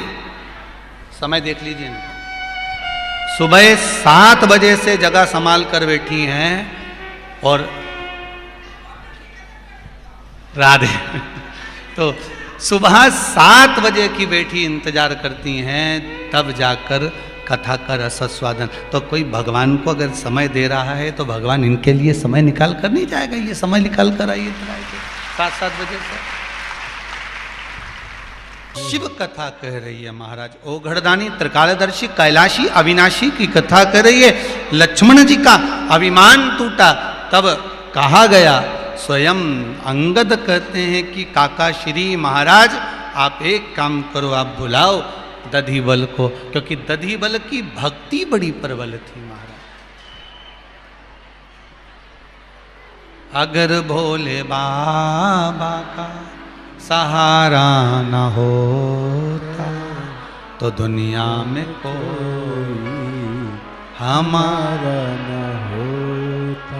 अगर शिवजी ने कृपा करी है, शंकर की करुणा हुई है, अगर कोई भगत, कोई भगवत प्रेमी, कोई भजन में डूबने वाला, कोई शंकर की आराधना करने वाला, शिव स्मरण करने वाला, कोई भगवान की अविरल भक्ति को प्राप्त करने वाला, अगर उसका दर्शन, उसका आनंद, उसका स्मरण भी अगर हमको हो गया तो शायद सुख मिल जाए। ये रावण का पुत्र नरंतक मरेगा अगर दधिबल आ गया तो।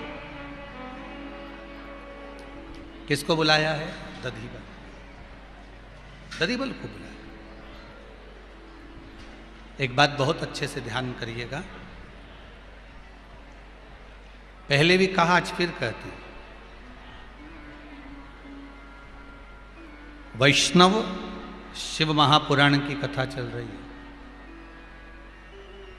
जीवन में अगर दुख घेर रहा है तो किसी सत्संगी, भजनावली, स्मरण करने वाले, कहीं शिव की आराधना में डूबने वाले सत्संग करो।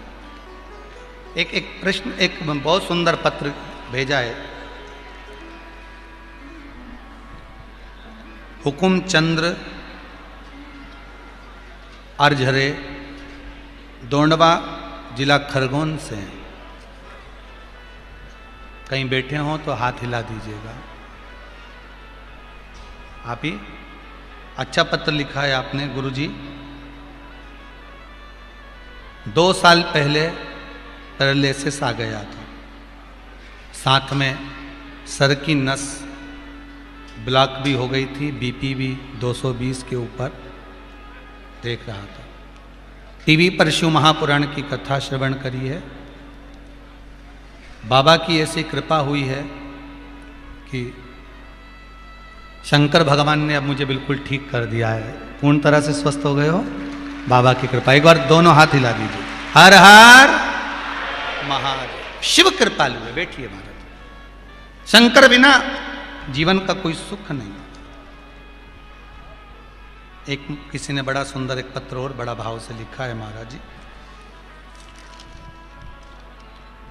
मधुबन कॉलोनी, जिला बड़वानी,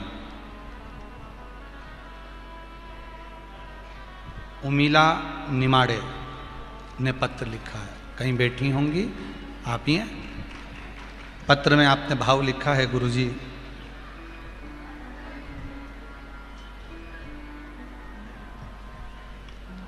मुख में कुछ घाव हो गए थे, आपने पत्र में लिखा है, और इतने घाव हो गए थे कि ऐसा लग रहा था कि बड़ी बीमारी, कैंसर जैसा योग कुछ लग रहा था। कुछ डॉक्टरों के अनुसार ऐसा लग भी रहा था कि उनकी विचार सोच यही बोल रही है। पर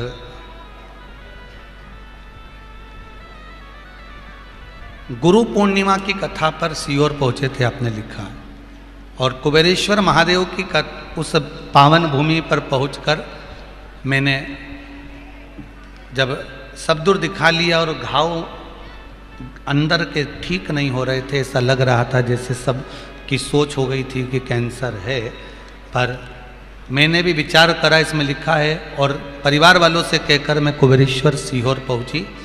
वहाँ गुरु पूर्णिमा की कथा पूर्ण हुई थी, और उसमें मैंने जब पहली बार बहुत समय के बाद भोजन कर पा रही थी तो थोड़ा सा खीर का प्रसाद लिया था और बाबा से निवेदन करा था, और बाबा से बोल कर आई थी कि कुछ निकलना नहीं चाहिए, कई डॉक्टर कह रहे हैं कि वही है पर निकलना नहीं चाहिए। ऐसी कृपा हुई गुरुदेव कि था पूरा ही, पर बाबा ने साथ लिया और कोई कैंसर की बीमारी नहीं निकली। यही शिव की कृपा। विराजी विराजी, बहुत बहुत बाबा की कृपा। शंभु कृपा करे आप पर। श्री शिवाय नमस्ते। उसकी कृपा होना चाहिए। फिर निवेदन करेंगे, जब सारे जगत से लोग हाथ पीछा कर लें, जब कह दें कि अब कुछ नहीं, तब एक और खड़ा हुआ है, वो मेरा कुबेरेश्वर महादेव, मेरा औघड़ दानी, मेरा भंडारी खड़ा हुआ है, मेरा शिव खड़ा।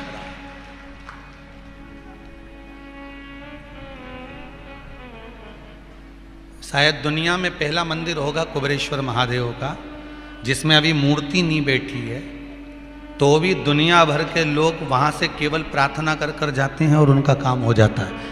शायद दुनिया में पहला मंदिर होगा, नहीं तो लोग मूर्ति बैठने के बाद, प्राण प्रतिष्ठा के बाद आते हैं। पर पूरी दुनिया का पहला मंदिर है कुबेरेश्वर महादेव सीहोर का, कि जिसमें मूर्ति नहीं, अभी तो मंदिर बन रहा है। अभी तो ना तो वहाँ पर पूरा बना है, मंदिर बन रहा है। अभी तो वहाँ व्यवस्था भी, कल परसों से रोड का काम चालू हो रहा है। वो तो कहीं ये जो आप लोग थोड़ा जो दे रहे हो, इसमें जो कहीं किसी के दरवाजे जाकर मांगना नहीं है, ये नियम लिया था। ये व्यासपीठ से कह रहे हैं, विठलेश सेवा समिति की कोई रसीद किसी के दरवाजे पर जाकर नहीं कटेगी, किसी के दरवाजे पर जाकर मांगा नहीं जाएगा। ये व्यासपीठ हमारी, और हम व्यासपीठ के बाबा देवादिदेव महादेव के, जो आप दे रहे हैं वो शंभू के शरण में है, शंभू के चरण में। इसलिए हम बार बार कहते हैं कि अगर कोई दान भी कर रहे हो ना, धर्म भी कर रहे हो, तो किसी ऐसे वैसे के हाथ में मत दे देना कि बाद में वो भगवान तक पहुंचे ही ना और गलत जगह पर लग जाए। सही जगह पर लगे। गाय, बेटी और लक्ष्मी हमेशा अच्छी जगह पर दो, अच्छी जगह लगाओ। सत्कर्म की शिव पुराण कह रही है, शंकर की कथा कह रही है। कोई भजन करने वाले को पकड़ कर लाओ, तो भजन करने वाला क्या करेगा? भजन का जो बल होता है, उस बल के आधार पर जब युद्ध होगा तो उस युद्ध का आनंद ही दूसरा होगा। हमारा हिंदू धर्म की एक रीत रही है, जब जब इस भारत की भूमि पर लोगों ने आक्रमण करा है, इस पर कब्जा करा है, तब तब इस राष्ट्र के जितने संत, साधु, शंकराचार्य आदि कादिक जितने भारत की भूमि के संत साधु हैं, ये आगे आकर खड़े हो गए और इन्होंने इस राष्ट्र को बचाने का प्रयास करा। भारत की भूमि के वो शंकराचार्य आगे आकर खड़े हो जाते हैं, चार पीठ के शंकराचार्य आगे आकर खड़े हो जाते हैं। भारत की भूमि के संत साधु सन्यासी आगे आकर खड़े हो जाते हैं और राष्ट्र को बचाने के लिए प्रयास करते हैं। जब कहीं ऐसा लगता है महाराज बुलाया दधिबल को। दधिबल ने आकर कहा पिताजी मुझे बुलाया क्यों? मैं तो भजन में लगा था, किस लिए बुलाया गया? तो कि बस ये नरंतक है ना, रावण का पुत्र, इसके साथ में युद्ध करना है। दधिबल बोला मैं युद्ध करके क्या करूंगा, मैं युद्ध करके करूंगा क्या?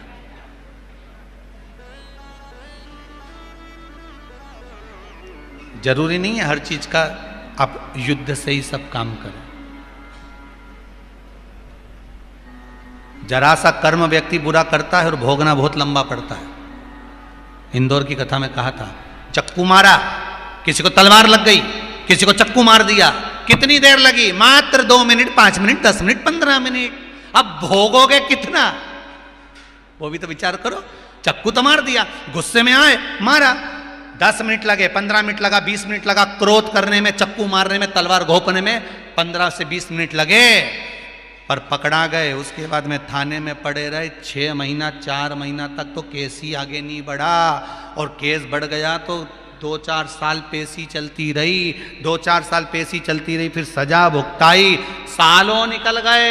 उसी तरह मनुष्य थोड़ा सा झूठ बोलता है, थोड़ा सा पाप करता है, थोड़ा सा कपट करता है, थोड़ी सी बेईमानी करता है, थोड़ा सा प्रपंच करता है, थोड़ा सा बेकार काम करता है, पर भोगना कितना पड़ता है? 84 लाख योनियां काटना पड़ती है जरा से झूठ छल कपट के चक्कर। 84 लाख काटता है। दधिबल सामने आकर खड़ा हो गया। जैसे ही दधिबल सामने आकर खड़ा हुआ, और जो दधिबल सामने आकर खड़ा हुआ और जो नरंतक का मुख देखा, नरंतक को वर था कि 1000 बार जिसने मेरा शिव आराधना करते समय मुख देखा हो वही मारे। दधिबल ने जो बाण छोड़ा, नरंतक के प्राण छूट गए, प्राण चले गए। मांगा ही वो था। भक्ति में डूबने वाला, भजन करने वाला, स्मरण करने वाला। हम क्यों कहते हैं कि गुरु के चरण छुओ? हम क्यों कहते हैं गुरु को प्रणाम करो, गुरु का मुख देख लो? माता पिता के चरण छुओ, माता पिता का मुख देख लो। घर के बुजुर्ग के चरण छुओ, घर के बुजुर्ग का मुख देख लो। भगवान के चरण छुओ, भगवान का मुख देख लो। क्यों कहते हैं? दर्शन से क्या मिलता है?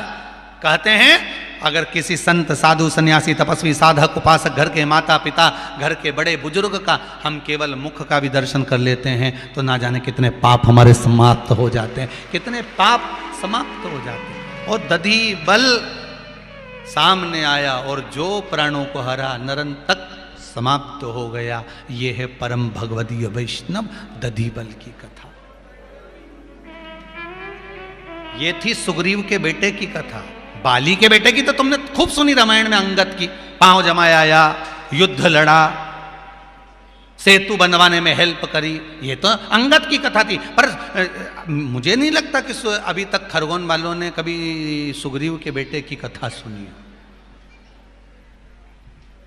और यहां तक मुझे ज्ञात होगा कि जितने आस्था चैनल पर सुन रहे हैं इनको भी स्मरण नहीं होगा कि सुग्रीव का भी बेटा हो, और जो परम भगवदीय वैष्णव होगा, परम भगवदीय जो वैष्णव होगा, उसकी साधारण नहीं है महाराज। आगे वर्णन आया, दधिबल के द्वारा नरंतक के प्राण छूटे, आनंद समाहित हुआ। इधर भगवान शिव के द्वारा तारकासुर को मारने के लिए स्वयं कार्तिकेय बाबा का प्रागट्य हुआ, तारकासुर समाप्त हुआ। श्री गणेश जी महाराज का सुंदर प्रागट्य होता है। गणेश जी महाराज पधार रहे हैं, जोरदार ताली बजाकर आप सब स्वागत करेंगे। श्री गणेश जी महाराज का प्रागट्य हुआ, चारों तरफ आनंद की अनुभूति होती है, जहाँ तहाँ सुख समाहित होता है। भगवान श्री गणेश जी महाराज आ रहे हैं, उससे पहले कुछ थोड़ी सी सूचनाएं आशीष जी दे रहे हैं।